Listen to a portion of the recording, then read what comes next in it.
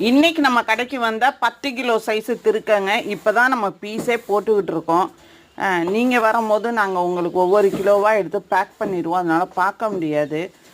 அதனால தான் நாங்கள் இந்த வீடியோ உடனே எடுத்து போடுறோம். இப்போ தான் பீஸே போட்டுட்ருக்கோம். சரி, அதுக்கு முன்னாடி பாருங்கள் எங்கள் கடை திருக்கை எவ்வளோ ஃப்ரெஷ்ஷாக இருக்குன்னு. திருக்கையிலே இந்த திருக்கை வந்து அவ்வளோ ருசியாக இருக்குங்க. அதோட ஃப்ளெஷ்ஷை காமிக்கிறேன் பாருங்கள். ஆஷ் கலராக இருக்கும். இந்த இடம் வந்து ரொம்ப ஃப்ரெஷ்ஷாக இருக்கிறதுனால உங்களுக்கு கலர் தெரியலை, போக போக உங்களுக்கு தெரியும். இந்த மீனை வந்து நார்மலாக நம்ம மீன் குழம்பு வைக்கிற மாதிரி வைக்கக்கூடாதுங்க. மருந்து குழம்பு மாதிரி வைக்கணும். மிளகு, சீரகம், பூண்டு அரைச்சி ஊற்றி வச்சோம்னா அவ்வளோ சுவையாக இருக்கும். திருக்கை வந்து குளிர்ச்சிங்க, சூடெல்லாம் கிடையாது. ஆனாலும் நம்மளுக்கு ஜலதோஷம், இருமல் இருந்தால் ஏன் சாப்பிடுவோம் அப்படின்னா, அதில் சேர்க்குற மிளகு, சீரகம், பூண்டு வந்து நம்ம தொண்டைக்கு இதமாக இருக்கும். அப்படிங்கிறதுனால தான். உங்கள் வீட்டில் யாருக்காவது குழந்த பிறந்திருந்ததுன்னா தாராளமாக திருக்க மீன் கொடுங்க.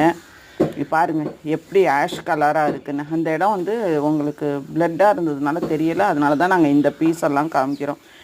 திருக்க மீன் கட்டாயம் கொடுங்கங்க. பால் சுறாவை விட நான் பெஸ்ட்டு திருக்கன்னு தாங்க சொல்லுவேன். பால் சுறா சூடு நம்மளுக்கு.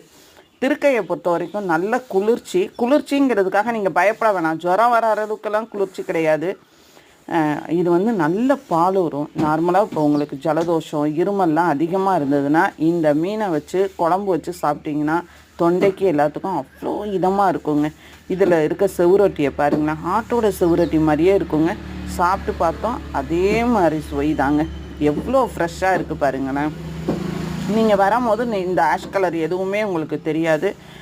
ஃபுல்லாக வேறு ரெட் கலராக மாறிடும். அதனால தான் நாங்கள் இப்போ உங்களுக்கு ஃப்ரெஷ்ஷாக எடுத்து போகிறோம். நம்ம எப்போதுமே சின்ன திருக்கை, என்ன வெரைட்டி திருக்கையாக இருந்தாலுங்க, நம்மளை பொறுத்த வரைக்கும் திருக்கை வந்து பயங்கர ஃப்ரெஷ்ஷாக இருக்குங்க.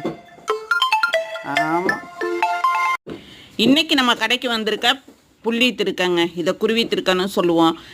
இதை பீஸ் போடும் போது எதுக்காக நாங்கள் வீடியோ எடுத்து உங்களுக்கு காமிக்கிறோன்னா, இதோட ஃப்ரெஷ்னஸை பார்த்துக்கோங்க. நீங்கள் வரும்போது நாங்கள் ஒவ்வொரு கிலோவாக பேக் பண்ணியிருக்கோம். இதோட ஃப்ரெஷ்னஸ் தெரியாது. எவ்வளோ ஃப்ரெஷ்ஷாக இருக்குது பாருங்களேன். நம்மக்கிட்ட எந்த திருக்கை வந்தாலும் சரிங்க, செந்திருக்கையாக இருந்தாலும் சரி, சின்ன திருக்கையாக இருந்தாலும் சரி,